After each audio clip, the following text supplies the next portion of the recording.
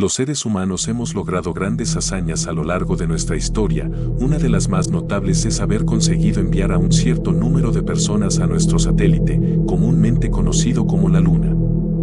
Fuimos capaces de hacerlo con una tecnología muy inferior a la actual de manera exitosa. Aquel logro supuso la entrada de nuestra especie en una nueva fase de exploración y progreso, y la llegada de grandes avances científicos con él. Sin embargo, puede que te hayas preguntado alguna vez por qué no hemos vuelto a la Luna en más de 40 años, con la misión Apolo 17 siendo la última en ir y volver de la Luna.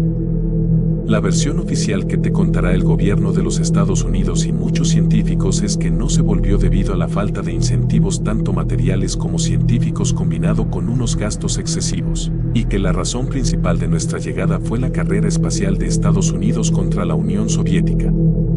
Pero, déjame decirte que mienten, y en más de una cosa acerca de la naturaleza de la Luna y las misiones a esta. Sí que hubieron más misiones a la Luna, en concreto una, el Apolo 18, pero al contrario que las anteriores, la existencia de esta y el destino que corrieron sus astronautas se han mantenido en secreto durante todos estos años. Tan horrible fue lo que les deparó a los astronautas que fue suficiente para que nadie haya vuelto a la Luna en más de 40 años, ni rusos, ni americanos, ni ninguna otra agencia espacial de la época. La misión comenzó igual que las demás, sin complicaciones o problemas a resolver. Consiguieron alcanzar la velocidad de escape de la Tierra y establecieron el rumbo para entrar en la órbita de la Luna. Sin embargo, ya había algo extraño que la tripulación notó. Entre la carga de la nave habían equipos de investigación biológica. Aquel material no podía estar allí sin ninguna razón y menos en un entorno como aquel, en el que cada gramo de carga supone más o menos gasto de combustible, o mayor o menor estabilidad y capacidad de escapar de la atracción gravitatoria de la Tierra. De todos modos, aquello permaneció como un misterio para la tripulación y la misión se llevó a cabo sin demasiadas preguntas.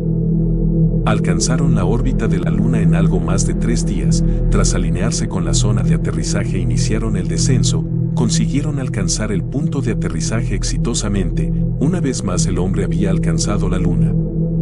Otra cosa que les llamó la atención fue que el punto de aterrizaje de la misión era distinto al del resto de misiones. Por lo general, todos los restos dejados desde el Apolo 11 al 17 se podían encontrar en la misma zona ya que compartían puntos de aterrizaje comunes. Sin embargo, con el Apolo 18 la zona de aterrizaje se designó en una depresión del terreno o valle que nunca antes se había explorado, haciendo que la tripulación caminara a ciegas y sin haber reconocido el terreno con anterioridad. La explicación que se dio fue que les habían enviado a una zona única en yacimientos naturales que habían sido descubiertas por sondas meses atrás. Se inició la exploración de la zona obteniendo unos resultados iniciales asombrosos. Se encontraron gran cantidad de minerales raros, se avistaron y documentaron formaciones rocosas únicas e incluso indicios de que en algún momento en la historia de la Luna pudo haber agua en pequeñas cantidades. Los días posteriores transcurrieron con normalidad a pesar de los numerosos nuevos descubrimientos. A partir de ese momento, sin razón aparente del control de misión, les llegaron órdenes de ampliar el rango del área de investigación lo máximo posible y de realizar una investigación mucho más agresiva para comprobar cuáles eran los efectos que tenían en el ambiente. Algunos de los instrumentos que llevaban no tuvieron más remedio que obedecer.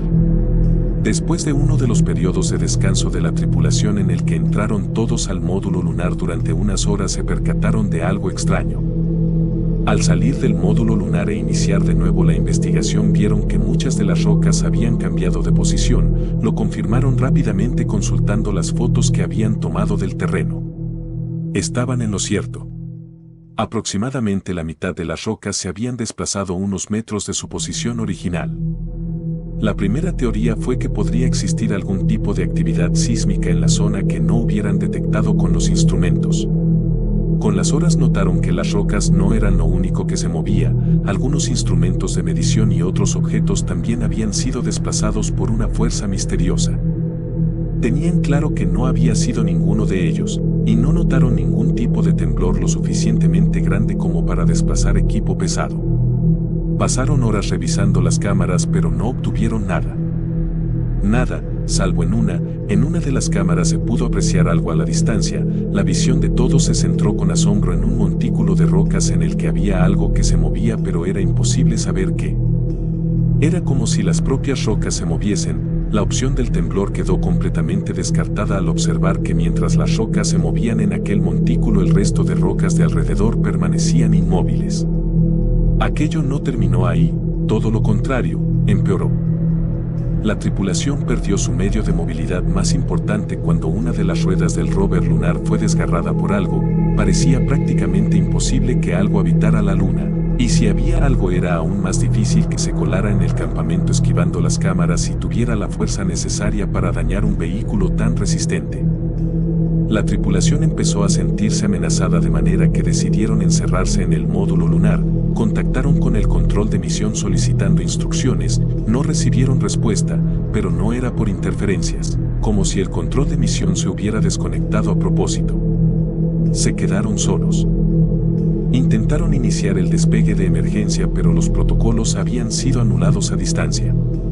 Tras ellos, atrapados y confundidos, empezó la cacería. Uno de los astronautas se despertó de su descanso notando una sensación extraña en el costado. Al quitarse la ropa vio que tenía una herida profunda como si algo hubiera excavado en su piel. Había un rastro de sangre que conducía de la litera del herido hasta una bolsa de muestras que contenía rocas lunares. Al examinarlas vieron que una de las rocas estaba cubierta de sangre. Los tres astronautas se sentaron a examinar la roca. Cuando fue expuesta a luz directa comprobaron que no era una roca. La superficie se agrietó, del interior emergieron una serie de patas acabadas en punta muy afiladas. Aquel ser no tardó ni un segundo en saltar a la cara de uno de los astronautas y empezar a excavar con las patas como un topo que crea su madriguera llenando todo el módulo de sangre. Los otros dos astronautas se pusieron los trajes y escaparon del módulo mientras aquel ser destrozaba a su compañero. Al salir de la nave se encontraron con decenas de rocas agrietándose y tomando la forma de arácnidos, algunos del tamaño de perros, otros incluso más grandes. A uno de los astronautas los atraparon antes de que consiguiera escapar. Lo último que se sabe del otro es que se alejó del campamento con varios de esos seres detrás. Pero se sabe que no sobrevivió, ya sea por aquellos seres o por el oxígeno limitado. Los archivos de video de las cámaras colocadas por toda la nave recientemente desclasificados hicieron posible que algunos conocieran esta terrible verdad, pero lo peor no es la existencia de estas criaturas, sino el propósito con el que el gobierno de Estados Unidos los envió allí.